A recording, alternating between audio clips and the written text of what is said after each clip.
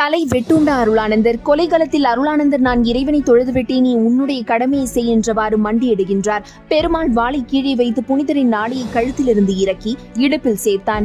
அவன் வாளினை எடுத்து ஓங்கிய போது தடுமாறி பின் வாங்கினான். புனிதரின் கழுத்திலே கிடந்த அருள்மிக்க கயிறை கண்டு அஞ்சியவனாக அதனை அறுத்தெறிந்தான். அப்பொழுது வாழ்பட்ட இடத்திலே ரத்தம் கசிய துவங்கியது.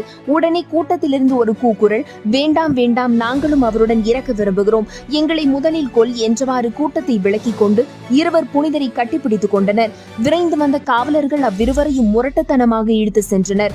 கொலைக்காரன் கழுத்திலே ஓங்கி வெட்டுகின்றான். தலை துண்டிக்கப்பட்டது. குருதி பீரிடுகின்றது. மீண்டும் ஒரு வெட்டு. உடல் வேறு, தலை வேறு, கால் வேறு, கை வெவ்வேறாக முற்றிலுமாக துண்டிக்கப்பட்டது. பின்னர் கழுமரத்திலே ஏற்றப்பட்ட போது அருளானந்தரின் திருவுடலில் இருந்து செங்குருதி கொட்டி தீர்த்தது.